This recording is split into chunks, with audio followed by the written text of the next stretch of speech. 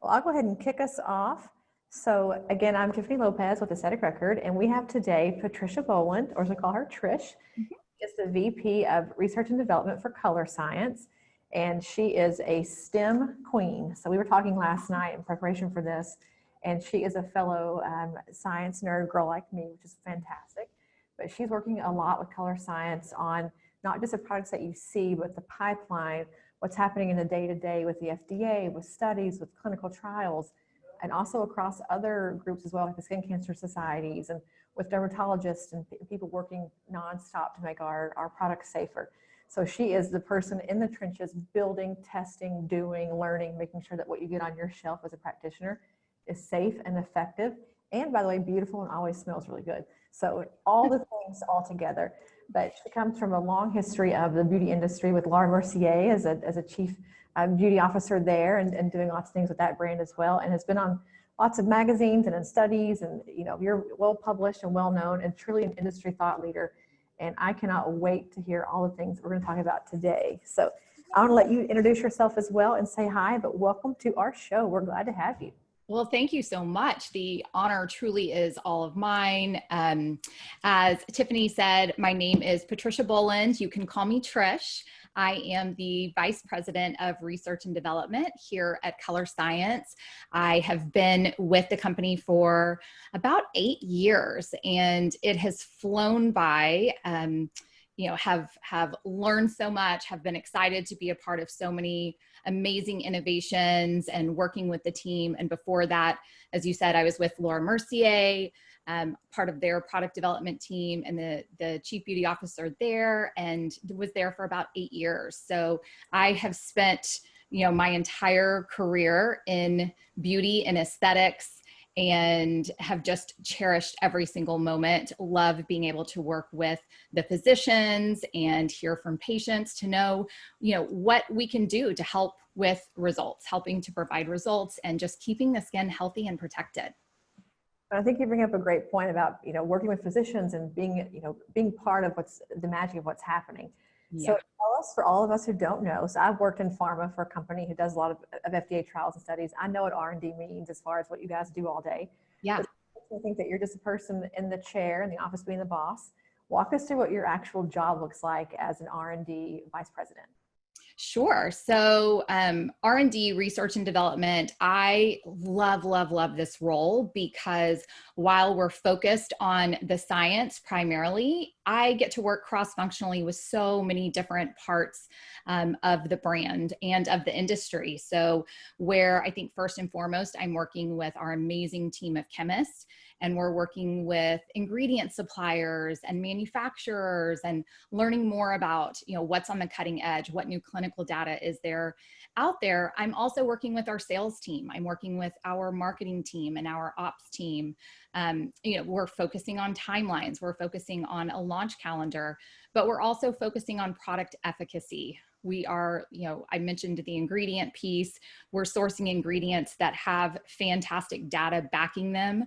We're then doing our own clinical studies. We spend a lot of time focusing on our testing protocol.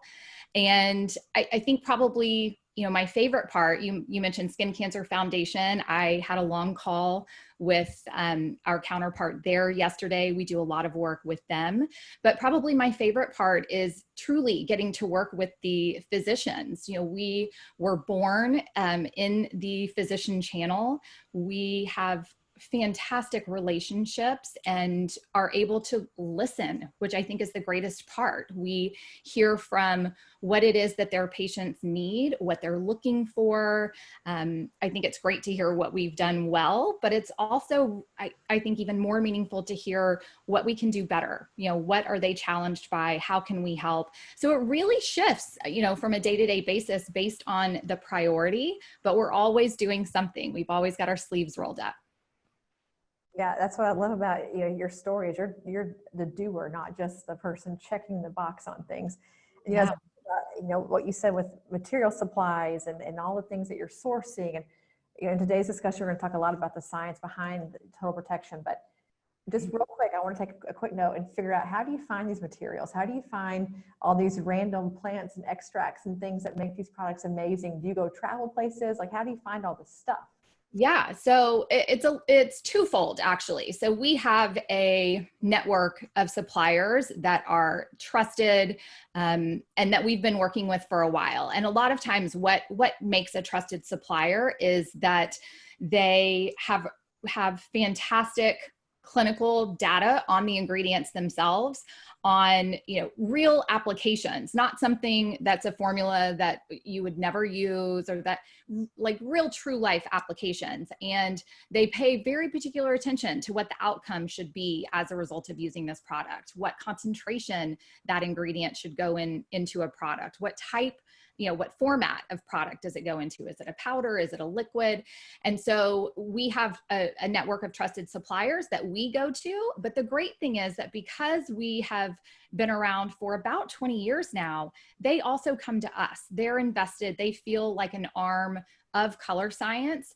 And so they understand what it is that we're trying to achieve with our products. And so a lot of times they're coming to us and they'll say, guys, we have this amazing new innovation, or we have this great new science. We would love to present it to you. It's not being presented until in cosmetics in a few months, but we would like to get you a sneak peek and maybe get you samples. So that's, at the end of the day, I think so much of it is about relationships, right? It's about having that trust, having that go-to person or that go-to company that we can really rely on. And so that's mainly what it is. I'm not physically throwing on my cargo pants and going and, searching a field. I would if I thought there was something there. But no, we have a great network of suppliers that we're able to work with. It's interesting. The reason I ask is because people think about their food all the time. What's in my food? Where is it sourced from? Is it organic? But then when it comes to their skincare, it's on the shelf. It'll be fine. They forget the sourcing of the materials, the purity of the materials are so much more, not more, but equally as important with what goes on your skin as what goes into your body. So I just love the fact that you guys spend so much time on the science of your product. And I want to hit on that before we really get into a lot of it. What's the difference? Because you come from the beauty industry with Laura Mercier. Now you're in a much more FDA regulated environment. What's the difference working with a company that's so focused on the science of the products, the safety, the efficacy, the studies, versus maybe even perhaps like an OTC brand or a less medical grade type brand? Yeah, that's a great question. So, I think that coming from beauty, and I loved my experience there. I loved, that part of my career path being at Laura Mercier, but a lot of what you're focused on when it's a traditional beauty brand is the aesthetic. That's the primary focus. It's what does it look like on skin? How well does it wear? Does it layer nicely with other products?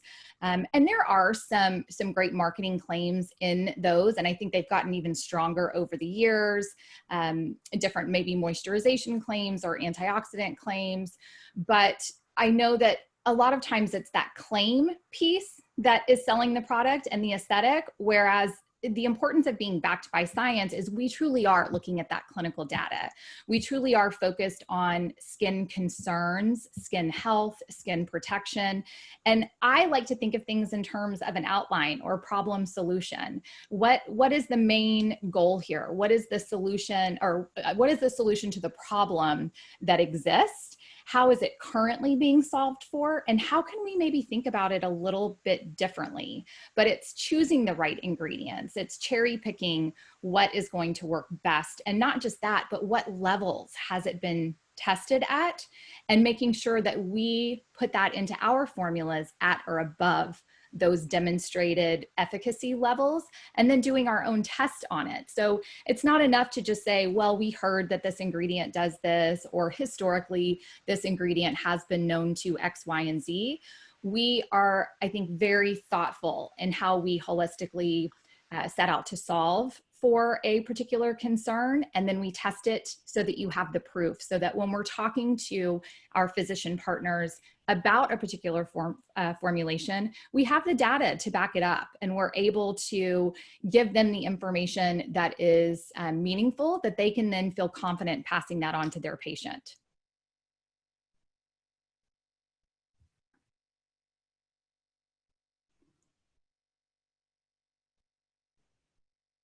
No worries. We're good? There we go. Button. Now, what I was saying at the end of your answer there is that the fact that when you're a physician or a nurse or a med spa, when it's on your shelf, your name is on it too. Mm-hmm. People forget about the work that you're doing really is pulling through, and it's now their brand. So the fact that you guys take this so seriously and you work so hard at it, I think is really important for the brand of whoever is selling your product. So I'm going to claim my ignorance if it were me and tell you that when it comes to SPF and things around sun care, not total protection, just even sun care, I am not so intelligent. I am going to plead ignorance here. So we're glad. I don't believe it. I don't believe it. I have a little bit of a sunburn even today, which I know is awful, but I just can't get the right fit for me. So I want to start by talking a little bit with you about the myths that we hear in the marketplace. We hear things about, should you have a high SPF, low SPF? Is it chemical? Is it physical? Walk us through a baseline for sun care. What should we block out of our minds? It's not real life. Yeah, so we could spend an entire hour, Tiphany, just going through the myths and pet peeves and debunking those. But I think, some of my personal favorites are things like, I'm just getting a base tan. I just need, you've got to get a base tan, right? Because then you're better protected.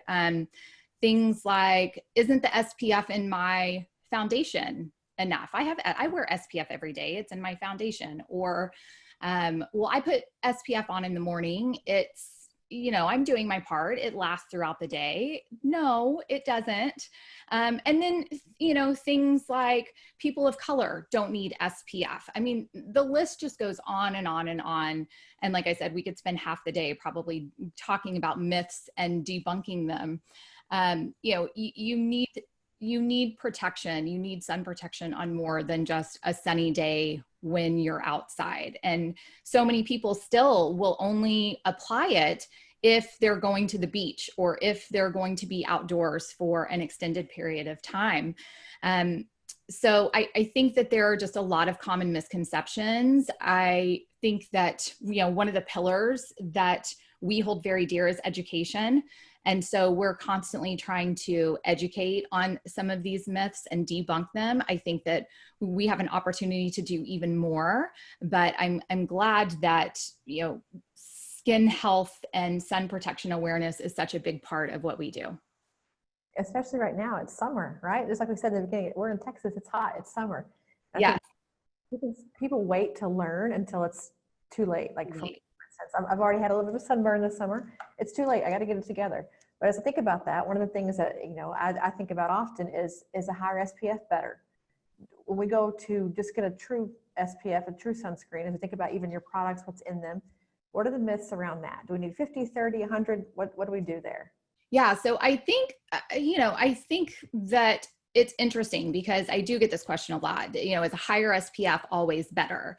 And I think that, if you think about it in terms of application, I would say the higher SPF is better because most people are not applying SPF properly. They're not applying the amount needed to provide that label claim of SPF. So I think that the higher the better typically, so that even if you're not applying as efficiently as you need to, chances are you're still getting a higher amount if you're putting on, say, a 40 or a 50 than you are if you're putting on an SPF 15, right? So from that regard, I definitely think the higher is better because most people don't apply the recommended amount to get that label claim. On the flip side of that, I think that it's not always better in that there is a misconception that if I am applying an SPF 100, that it's giving me double the protection of an SPF 50, which just isn't true. An SPF 15 will protect against 93% of UVB rays. An SPF 30 protects from about 97% of UVB rays. And then an SPF 50 protects from about 98% of UVB rays. And the SPF 50 is actually the highest amount that the FDA allows you to claim on your labels. So as of right now, SPF 50 is the highest that you are allowed by law to claim. So there are still some out there that are 70, 100, and they're flying below the radar. But, it's a little bit misleading to, I think, consumers and patients, because they think, well, an SPF 100 is giving me double the protection of an SPF 50, and it's just not true. I think also important to mention is that that SPF number, whether it is a 30 or a 50, that's specific only to UVB. So it's important to check your labels and also look for something that is broad spectrum, and it'll say that right on the label. And broad spectrum means that it's also protecting from UVA. If you want to go even further, you look for a PA rating. So a lot of us have seen on a package, it will say PA and have a series of plus signs behind it. And so that is telling you it's an additional test, and that's telling you how much broad spectrum UVA protection you have. So we have made it our goal to formulate all of our products to have at least a PA tri or quad plus, which is the highest PA rating that you can achieve.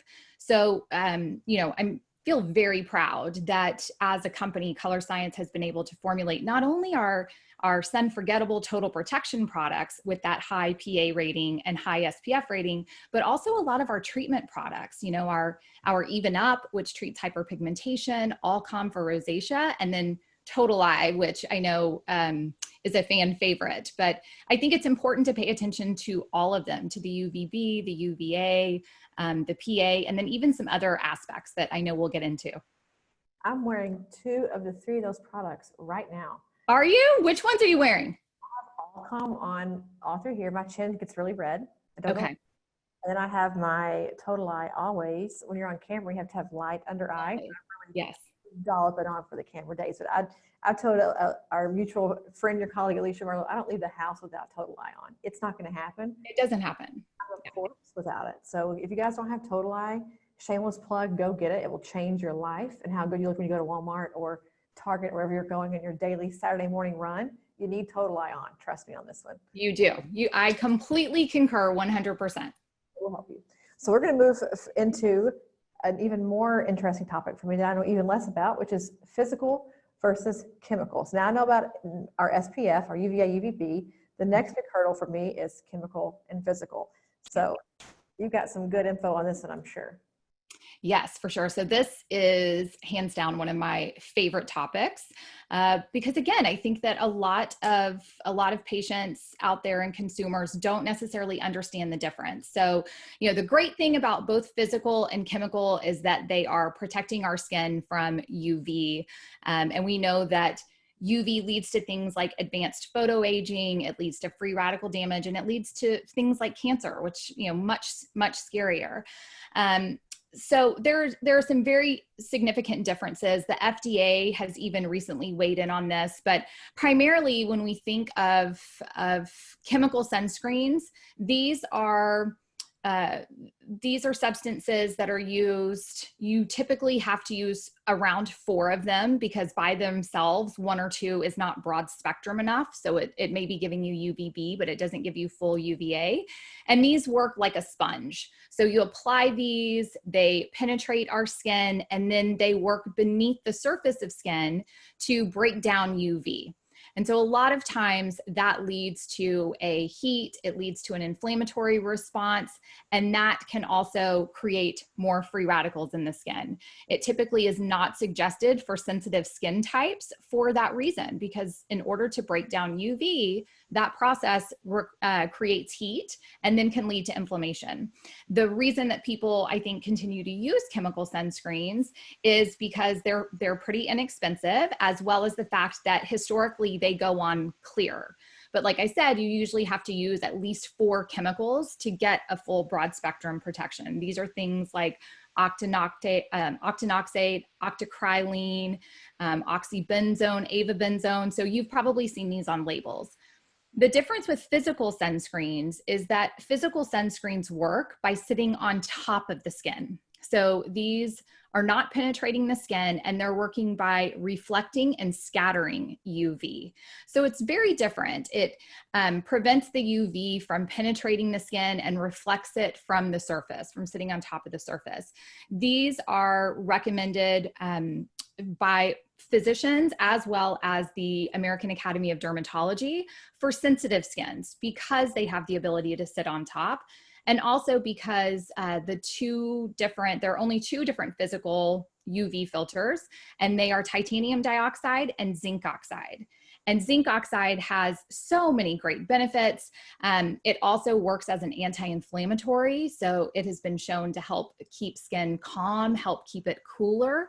But those are the primary differences. One acts like a shield, where the other acts like a sponge and breaks down beneath the skin, creating a heat inflammatory response. One is better for sensitive skin. Physical sunscreens have, I think, a bad reputation a little bit of being very white, because we think about back in like the 80s, and we think about that white Zinca kind of look, and they've just come so far. It's one of the main things that we're working on at Colorescience is, we've created products that make your skin look like skin. And they work across, all Fitzpatrick skin tones. They're not going to leave you looking like the swimmer that I think we all still have some PTSD about, right? Yes, that's me in like the 5th grade. Like, yeah. Slathered on my whole body before I went out to swim, for sure. Yes. And it was sticky, and you didn't, you were squirming and you wouldn't stand still. So we've created products that go on beautifully. We've paired the aesthetic piece with the science piece. They're both are non-negotiable. And so your skin looks like skin. You don't have this white, chalky, sticky mess going on. Which is great thinking about putting it in a beauty product, like a makeup, a foundation, a moisturizer. You don't want to be that person when you're going out on the town. No. The FDA a bit here, and I think we've got some information here on the 2 ingredients that you mentioned for physical. Yeah. And there's some changes, I think, that are happening around the FDA as well. So walk us through some things on this particular piece on the screen here and what we're looking at right now. Yeah. So, basically, the FDA, we were expecting a final monograph last year, at the end of last year. And FDA came back, we were all, I think, on pins and needles waiting. And the FDA came back and said that it was going to be a little while longer. And so we're now expecting it in September of this year. But what they have done is they have categorized all of the sunscreen ingredients into 3 different categories. So you have category 1, category 2, and category 3. In category 1, which are ingredients that they call GRACE, and it's an acronym for generally recognized as safe and effective. And the only 2 ingredients that fall into that category are the physical mineral ingredients. So titanium dioxide and zinc oxide. So, you can imagine for us at Colorescience, this felt like really great news, because these are the only 2 sunscreen actives that we have ever used and that we will ever use. In taking a look at the other chemical sunscreen ingredients, there were 2 that are in category 2, which basically says that the risks outweigh the benefits. And then there were all of the rest of them. So all of these chemical ingredients that I spoke about earlier, plus some, have been categorized into category 3. And so what that basically means is that they're studying the application of this. They're studying the risks associated with these ingredients. And for right now, there isn't enough information to classify them into either category 1 or category 2. So what has happened is we've all been waiting to understand what additional information and research is needed. And over the past year, as FDA has weighed in, there were also some other studies that were published in JAMA. And these showed some work that they did in looking into sunscreen absorption, specifically around these chemical sunscreens. And so they did what's called a maximum use study. And they wanted to look again at absorption, and they found that significant levels of all of these chemical sunscreens were absorbed into the bloodstream. And they were absorbed, these were used, a maximum use study means that they are used several times throughout the day. So the way that you would reapply on a day, if you're reapplying the correct way every couple of hours. But a lot of them, it was found that even after the first application, that the absorption level went beyond the threshold that the FDA deems as safe. So this was big news. This was, something that I think rocked the entire industry, and that we all, sat up and started paying attention to, especially because even though at Colorescience, we have always formulated with physical sunscreen, I mean, throughout our lives, we've all at some point probably used a chemical sunscreen, right? And we've used it on ourselves, we've used it on our kiddos, potentially. And so this was information that was incredibly meaningful, and that we're still waiting to see what the FDA does with it. So this was one study. There was an additional study that they used to follow up with this one. I think on the next slide, maybe, yes. And so this one looked at some additional sunscreen ingredients. And, again, I mentioned the conclusion was that all of those tested, all of the active ingredients were systemically absorbed and had plasma concentrations that surpassed the FDA threshold. So we're waiting to look, and to find more information. There was also a rash in about 29% of the patients that were in this study. And they found that after 10 days of application, of the last application, that some of these ingredients were still present in the bloodstream. So you can see the need for understanding what this data means. And so we're expecting to understand that a bit more when we get the final monograph, hopefully later this year. So that's crazy town. So what I think I'm hearing you saying, looking at this, that these are things that are banned or could be potentially banned, highly dangerous in the bloodstream. These things make me a little bit nervous, a little bit leery. Sure. So from a patient expectation standpoint, as a person who's buying this from a practice, any kind of a sunscreen product, even from a shelf, Walmart shelf, whatever, like, what is the perception here? What do I need to know or be able to educate my patients on regarding this kind of information? Yeah. So I think it's important to, of course, and this is going to sound silly, but I think it's super important to understand your patient and to understand their needs. And we know from speaking to our network of physicians that the majority of patients that are coming to them because they have some skin concerns. It may be acne, it may be hyperpigmentation, it may be redness, rosacea, sensitive skin. And we know that the best choice, point blank, is a physical sunscreen. I know that there have been concerns about nano, and I think I saw a question pop up about nano zinc oxide or nano titanium dioxide. And so, we make sure that we're using non-nano. So we are using micronized versions of these, but we have done inhalation studies on our powders so that we know that they are not able to be inhaled. And this is actually information in a study that we were able to share over the past year. Our team was able to share this with the FDA to prove that you can have a powder sunscreen that meets an SPF 50 label claim, that meets a broad spectrum protection claim, and that is not being inhaled into the lungs, that's staying on top of the skin. It's not penetrating the skin. So, I think when it comes to choosing the right product for their patient, we have designed products that, I mentioned feel great as well as protect.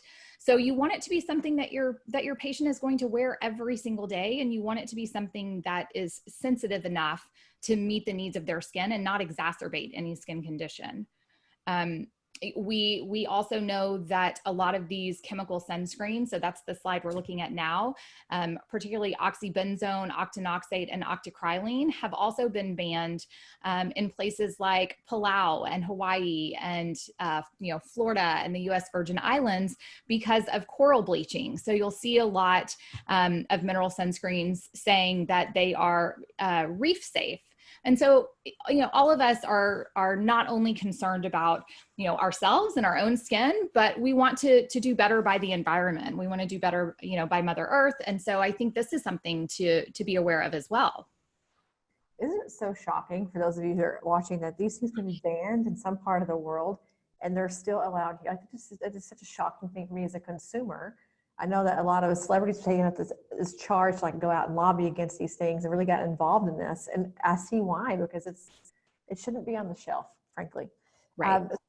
That being said, as we think through this, you said one thing about make it, put it on every single day, make it your ritual, if you will. I think for me as a consumer, that's what's important to me. If I do it every single day, it becomes a habit and I'll do it. but I have to do it every single day. And so Right. we're thinking through this idea of, if it's not sunny, do I still need protection? What are the things that I need to be thinking about beyond walking my dog, going to the beach, being out with my kiddo in the park? Is it always something I should be thinking about top of mind every day? It absolutely is. Absolutely. And the reason for that is that even on a day, again, we talked about this earlier. I think that a lot of consumers, a lot of patients think, well, if it's not sunny outside, it's not that big of a deal. I can walk the dog, or I can drop the kiddos off at school, run into the office, I can leave for lunch. And the truth of the matter is that even on an overcast day, UVA rays can still penetrate cloud cover. And we know that they can penetrate glass. So if you're sitting in the office and you have a window there, you're still getting UVA exposure. If you're in your car on your commute, you're still getting UVA exposure, and even on a cloudy day. So when you think about those, and you even think about, well, it's not a big deal. I walk out to the mailbox, have a 5-minute chat with my neighbor. I run to go to lunch. I drop the kids at school. It's such a small amount of time. But when you add up all of those minutes, right? Let's say it's 20 minutes a day, and then you multiply that by the number of days in a week, you would never go to an outdoor event or go to the beach or go somewhere unprotected for 2 to 3 hours, right? Because of the damage that it would do to your skin. You would potentially burn, just all of the risk factors. So you have to think about the cumulative piece of it as well, and how all of those exposures can add up. Because if you can see the sun can see you. If you can see light outside, it can see you. What's so crazy, I'm sitting here listening to you talk, and I'm obviously in our office right now.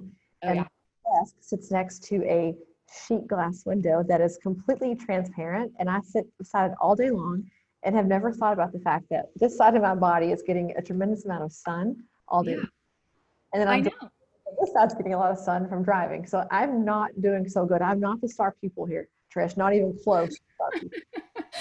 Well, then I hate to tell you this, Tiphany, but I don't even want to bring up the blue light piece of it, the high energy visible blue, because especially you should see, I have blue light glasses. I have at least 2 or 3 pair that I have with me all the time.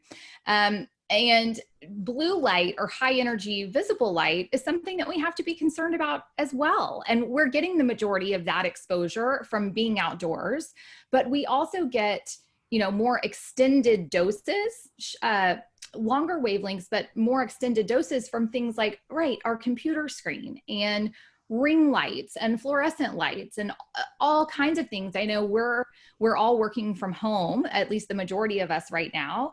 And, I know that there are physicians that are doing telederm appointments and that are going into the office, and we're surrounded by all of this technology. And so each of those exposures are adding up. And we know that high energy visible light, there are recent studies in the last few years that have linked it to melasma and hyperpigmentation. There's a specific pathway that blue light triggers in the skin that leads to very stubborn melasma. So even if you are wearing an SPF that is taking care of the UVA and the UVB piece, it's important to also make sure, especially for a patient that is prone to hyperpigmentation and melasma, that you're paying attention to that high energy visible light piece as well. So there are, I don't want to seem like I'm a fear monger, but there are aggressors everywhere. It's just important to be aware of it and to know that there are products out there that are addressing all of it. And this is your largest organ, right? Our skin is like, right. We take such good care of other parts of our body. To your point, we often neglect the fact that there are aggressors everywhere. Right. But you have had a special formula that you've a patented formula with the incredible ability to protect us against all kinds of things. And we're going to talk about that. So I want to ask you a lot about EnviroScreen technology and what all this does, because you just mentioned a lot of things that could go wrong, which in my life are currently going wrong. Let's just be honest here. I want to know how to although I am wearing Colorescience, so that's a little bit of an advantage. Yay. How do we combat that? And what does this particular technology do to help us as, practices on our shelves, but also for our patients as well? Sure. So a few years ago, Colorescience launched this incredible technology platform. As you said, it is patented and it's called Total Protection with EnviroScreen technology. And so EnviroScreen technology is essentially it's our patented formulation approach that delivers protection across the entire light spectrum. So from UVB, UVA, visible light, and IR, delivers protection from all of those light sources. Plus, we've taken into consideration pollution, and we'll find out why in just a second. But then we've also added in some great supportive ingredients to it. So we've added in antioxidants, we've added skin calming ingredients, we've added moisturizing ingredients. So not only are we focused on protecting the skin from all of these external aggressors, but we're also focused on nourishing the skin and helping to replenish that skin barrier and give the skin what it needs, some of those fundamental, fundamental needs and ingredients to really help it perform at its best. So at the root of this is this special coating that we have on our actives. And that is what is helping us do that. So we've talked about the difference between mineral sunscreen and chemical sunscreen, but I think it's also important to know that not all minerals are created equal. So, zinc oxide is not zinc oxide is not zinc oxide. And unless you are working directly with a brand that can speak to you and show you the clinical data about why their titanium dioxide or their zinc oxide minerals are different, you won't necessarily know that there is a difference there. And so this is where we've spent a lot of our resources, spent a lot of time researching to understand how we can build a better mineral sunscreen. Well, I can tell you right now, as a person learning this for the first time, it's a lot. Like it's a lot. Man. So someone just said that this is really informative. I agree with you 100% because this is mind-boggling to me. First of all, the whole idea of banning ingredients and then all the things that you need and protecting against pollution. It never occurred to me in all the years that my skin and pollution, I mean, I'm sure it did occur to me, pollution is a big aggressor. I would have never thought that. So I want to talk a little bit about some of the pollution, the rockstar ingredients, like how these things all tie together. Yeah. So give us more, Trish. I want to hear more. Yeah. So, so basically the rockstar ingredients, I would say the kind of number one and number two key ingredients that we have in here are our minerals. It's our titanium dioxide and our zinc oxide. And what makes them different, just to kind of get down to a particle level here, I'm going to nerd out a little bit. So I know you're coming with me, Tiphany. So hopefully everybody else come with us. So basically what happens, what we see at the top is a mineral particle under solar and pollution exposure. And we see these little doodads in there, those little spiky guys. These are representing free radicals. And so what happens is there is an energy exchange that occurs when a zinc oxide or a titanium dioxide particle is working to reflect and scatter that UV. And so oftentimes what happens is that free radicals are created as a result of this energy exchange, and the free radicals are able to diffuse into the skin. So what is done in the industry when you are creating an OTC mineral sunscreen is you coat that particle.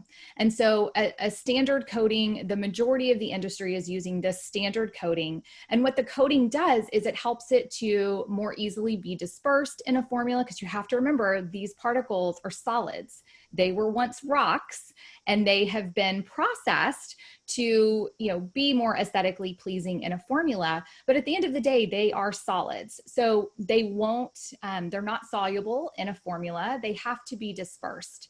And so the coating helps it to be dispersed. The problem with the typical coating that is used is that it is not comprehensive in terms of fully encapsulating that titanium dioxide or that zinc oxide particle. So you see this in the image on your bottom left, where there's a coating there, but the coating has little gaps and voids and is not fully connected. So what happens is as those free radicals form, they're still able to escape from that coating and diffuse into the skin. what we have been able to do is to work with this phenomenal raw material innovator to create this science that uses a triple coating or triple layer multifunctional coating. And that is truly caging in and trapping those free radicals into the titanium dioxide and zinc oxide particles. So that means that it will disperse more easily into the formula. So, what you have at the beginning of the formula, when you first start using that product, is going to be consistent throughout the entire product. It means that it gives you more adhesion. So it's binding to the skin better so that it lasts longer and it's not as easy to erode off of the skin. But most importantly, it's helping to prevent those free radicals from forming in the first place and penetrating our skin. So it's actually helping to stop free radical formation and penetration. We could do a whole talk on free radicals, but we can spare the audience for that because there's a lot to get through. So. But yeah, free radicals, no good at all. So thinking through this and like the innovation of even this part of our discussion, what made Colorescience, what made you really take a step back and focus on building a total protection platform versus what was already in the marketplace and just reusing and redoing that for your own purposes?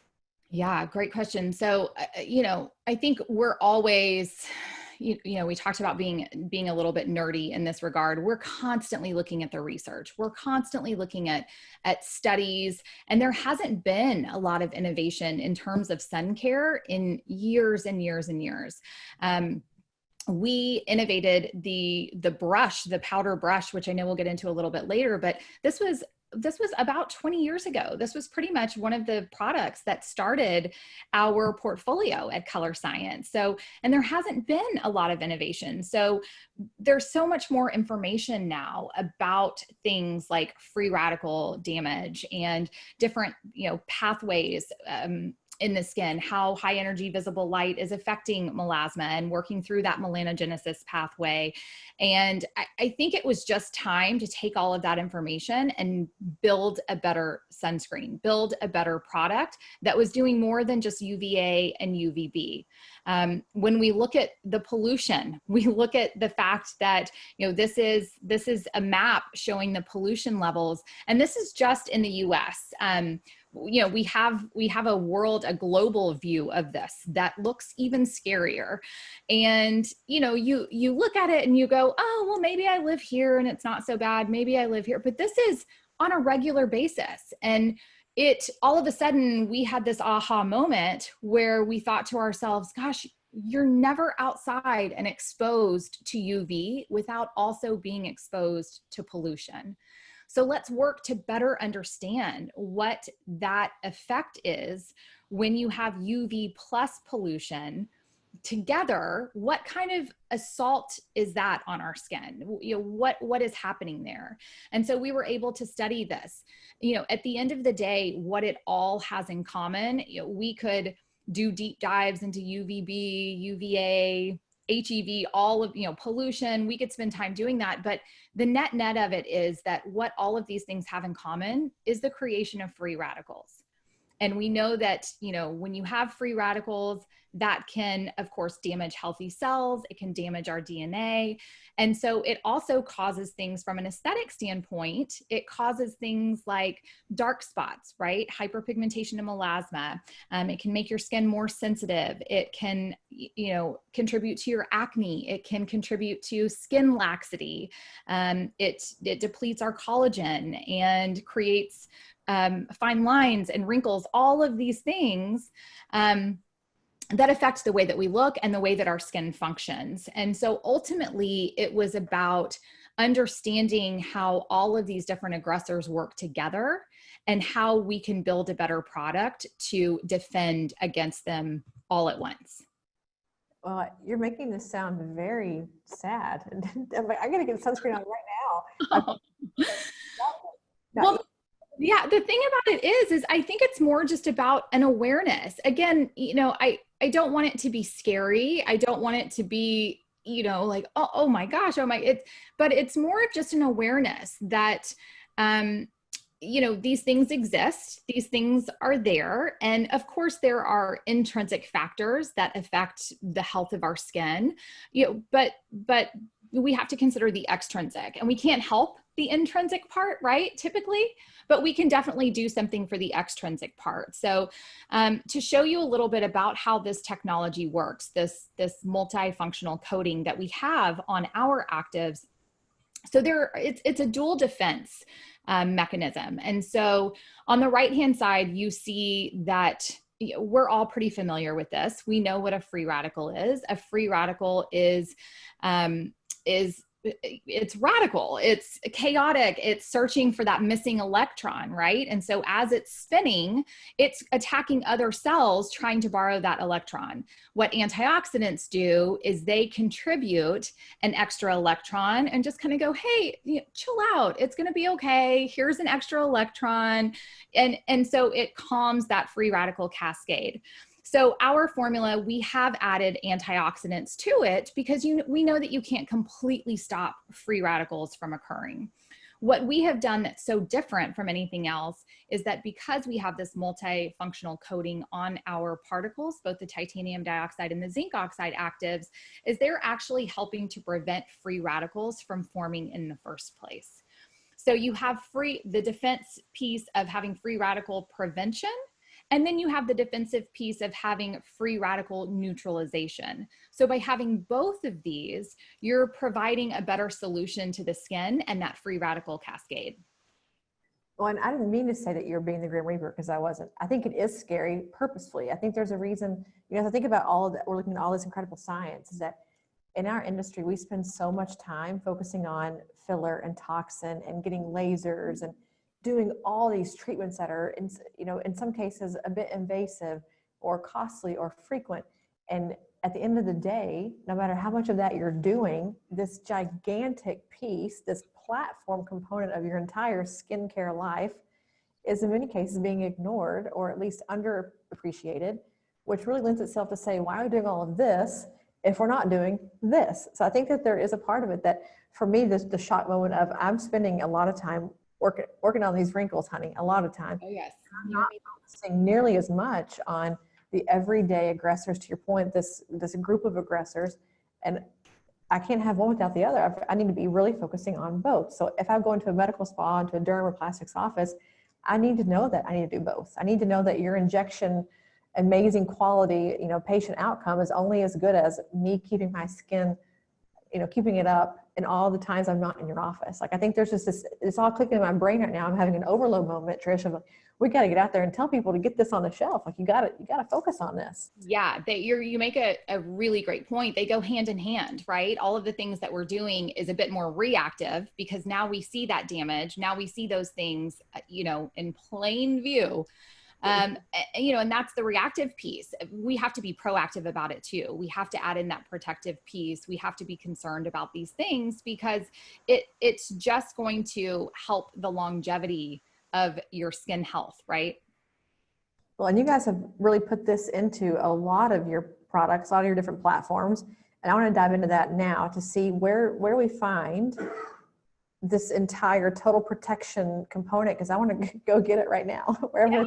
Yeah. So, I mentioned the brush. We launched this product something like 20 years ago. This was one of the first products in our portfolio. And we created the brush because it is an ideal tool to reapply your SPF. So many people don't realize that, one of the myths we talked about earlier was, well, I apply SPF in the morning, I should be good for the day. And it's just not true. If you look at your sunscreen product, if you look at the package, that drug facts box that's on the side panel, it tells you that you have to reapply every 2 hours, or you have to reapply after swimming or sweating, unless you have, a water resistance claim on your product. So you're constantly having to reapply this.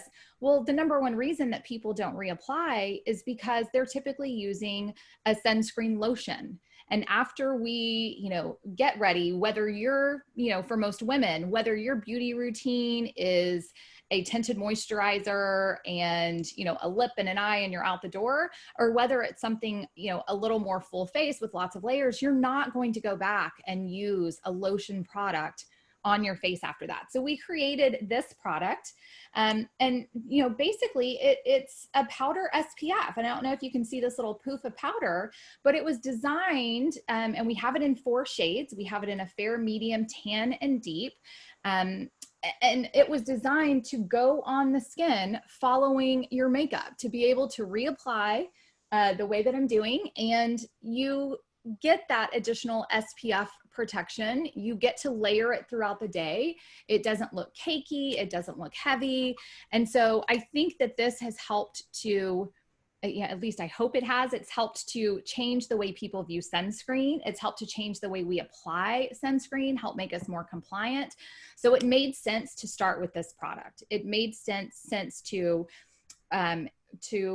re-envision this product with that EnviroScreen technology. So it has the broad spectrum SPF 50, the highest amount that the FDA allows. It has the highest amount of broad spectrum protection, so that PA Quad Plus. It's also water and sweat resistant, so 80 minutes water and sweat resistant. And a lot of this has to do with the fact that we have that multifunctional coating that's helping the product be dispersed, but also helping it to adhere nicely to the skin.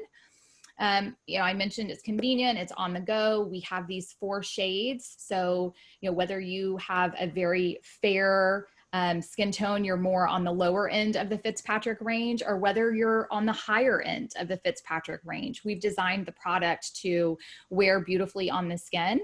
And then we have spend a lot of time focusing on the dispensing so that you're getting a proper amount. And as you're layering it, you have that proper amount. So starting with the brush, and then we rolled out all of these other formats over the past few years. When we relaunched the brush, we also relaunched our face shield. And so this one comes in 3 different versions. We have an original shade, which is untinted. It has a tiny bit of tint, but it rubs in invisibly. I don't know if you guys can see this, but it starts out like this, and then it rubs in completely clear. So this is fantastic as well. It's an SPF 50. So I love this for that base layer. So doing this right after I finished my last skincare step, and then I'm moving into my SPF. We also launched a bronze version. So this has a little bit more iron oxides in it. And this is a good time to mention also, one of the things that we do, we have a restricted ingredient list a mile long, and we're constantly adding to that depending on safety profiles of ingredients. We only use iron oxides for our pigment. So this is the bronze version. We're only using iron oxides, and iron oxides are minerals as well. So we're not using any synthetic dyes, anything like that could also sometimes irritate the skin. We're just using these iron oxides, which we know also have a therapeutic benefit because they help protect skin against blue light. And blue light, as we talked about, can help to activate the melanogenesis. And this one, and Tiphany, isn't this one your favorite, the Glow? I love all the things, but yes. Glow we just launched, and this one is next to impossible to keep in stock right now because I think everyone has fallen in love with it. It has the same texture. I use all 3 of them because I just like to, it depends on the day, depends on how I'm feeling, but the Glow has this beautiful luminosity. And so, for someone who wants a little bit of a pick-me-up, a little something, I love the Glow. So we have this technology in all of these products. We also have it in our body shields. So we have a fantastic body product, and that's available in an original and a bronze shade. The original has a tiny bit of tint, like the face shield that I showed you. And then we have just this year launched our Sport Stick. And so it's this guy here. I love this one too for on the go because It's super portable. You can throw it into a golf bag. The kiddos have it in their softball bags, baseball bags.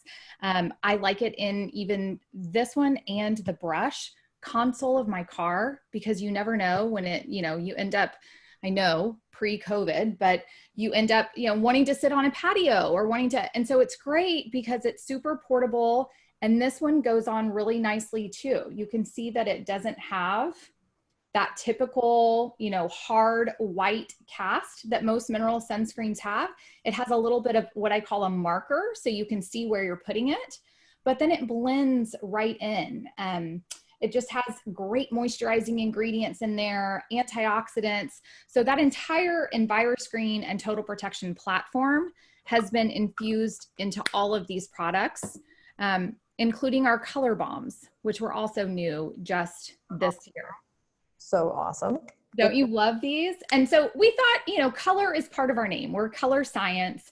And this again is just iron oxide. So we're not using any dyes, but we thought it would be fun. We focus so much on these skin tone shades, and as we should have. It was important to get those done first. But now that we have this really nice selection within our portfolio, we wanted to do something a little bit fun. And so we created these. They're also SPF 50. They're also PA Quad Plus and have water resistance. But we did these 3 shades. We did a blush, a berry, and a bronze. And so these are perfect. You can use them on your lips. You can use them on your cheeks. I love the bronze kind of all over. You can do a quick eye, a cheek, a lip. And the best part about it is not only are the colors beautiful, but you're reinforcing again that SPF protection. Our products are designed to be layered. They're designed to be used, one over the other, reapplied throughout the day. But I think it also reinforces the importance of having a nice foundation, but being able to layer that protection and making sure that you're getting that full label claim amount. Well, and as you're showing all these, 2 things come to mind. One is if you use glow, you can fake being translucent like Casper, like me. A little bit of sheen on your body. You don't have to go get a suntan. Just fun fact, you can biohack that. Yeah. Second, if you ever had a lip burn, a sunburn on your lips, it is the most miserable thing on planet Earth. It is the worst ever. Yes. And they swell, and not in a good wrestle and kiss kind of way. They swell and it's terrible. So I think the lip balm is the thing that we forget about all the time. And because this has color in it, I'm compelled to want to wear it as like my actual lipstick for the day. Right. Not chapstick kind of thing over my already makeup lips. So I think that this idea of making it functional and fashionable, if you will, to kind of use that idea, is fantastic for those of us who have to wear a lipstick, have to have color on every day, being on camera, whatever else. So I applaud you, Color Science, for giving me a that has color in it, because it was missing from my repertoire for sure. Yes. Definitely. So, okay, thinking through all these things, we're about at our time. We have got to wrap up. We've been on this for an hour. There's just no way. I know. I just saw that. Okay. Okay, we have lots more things that we can talk about here. And just to give us a quick, we've talked about free radicals quite a bit. So I feel like you guys have some amazing studies. So can you give us a place to go find some of this information, some of the studies and things that if we want to go do some of our own research, where can we go to find this? Yeah, absolutely. So definitely go and check out, definitely check out the JAMA articles that I mentioned before. So if you just Google, JAMA sunscreen studies, you'll find that. This was a paper that we published along with the fabulous Dr. Eric Bernstein, who is, I know how fabulous he is. He is just a wealth of information when it comes to light and lasers, just an absolute expert. And then Dr. Harry Sarkis, who is the PhD, biophysicist who helped us with our EnviroScreen technology. And so this is part of the data that you can find in that JCD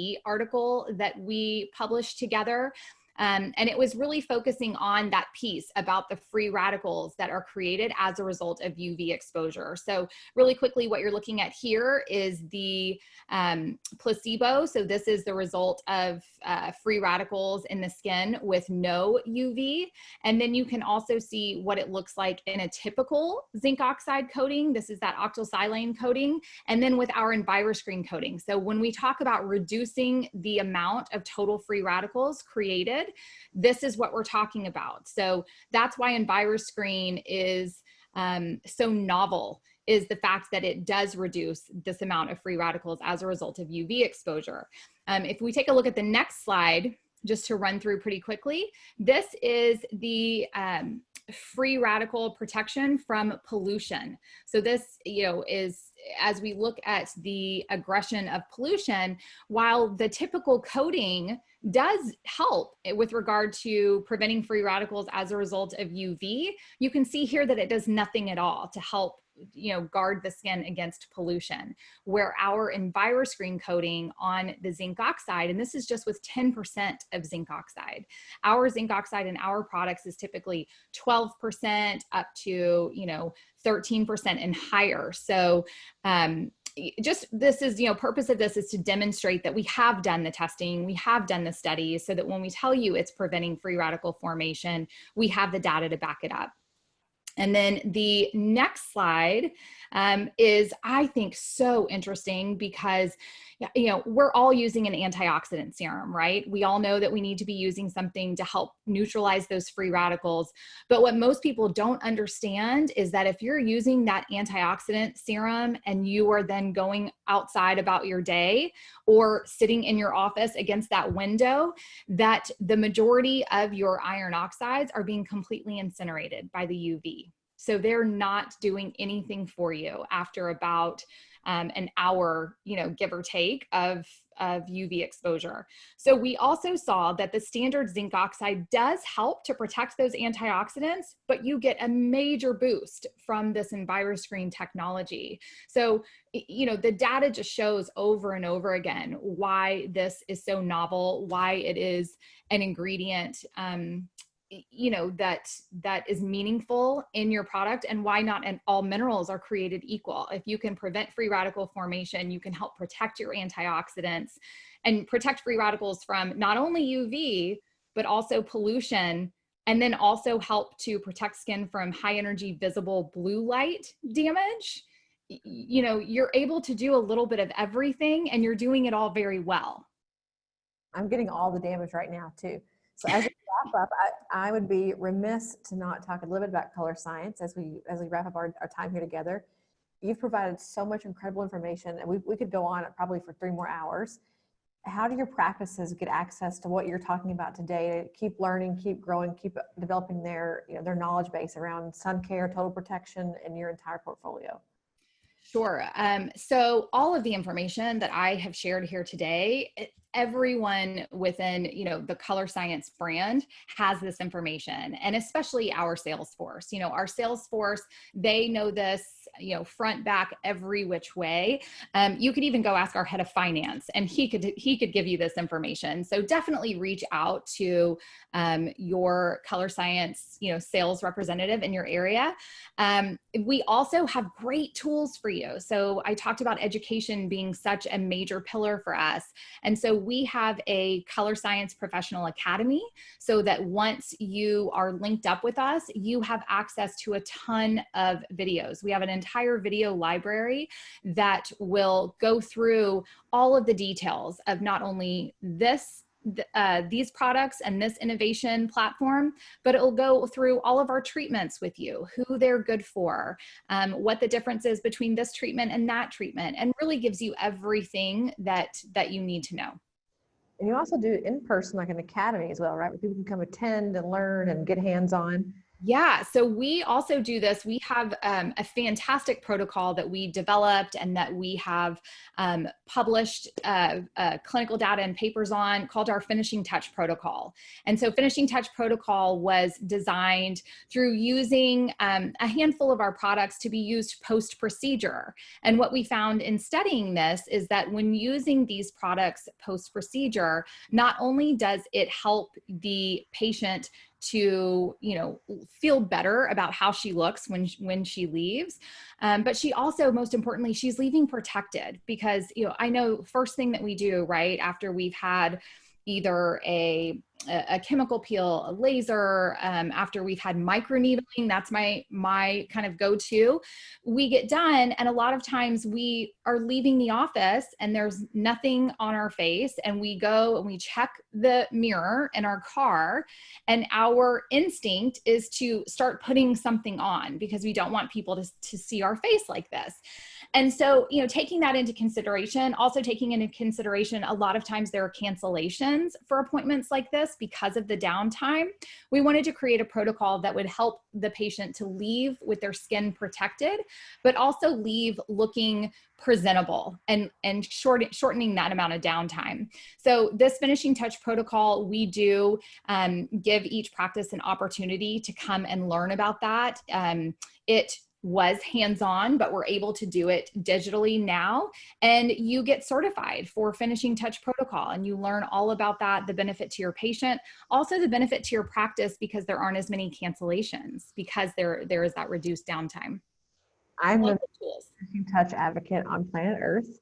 Injectors, if you're listening, when you finish with the procedure, do the finishing touch, finish the job, because to your point, Trish, I go to my car, put on the mirror, and I'm like, oh, I've got blood speckled, red spots, whatever. I want to go to the car and look great and be able to go to get my kid from school or go to Walmart, pick up my groceries and not be a hot mess express. So the finishing touch is your secret weapon to patients leaving happy, despite maybe a bruise or a bump or whatever else, they will still leave happy because they look good.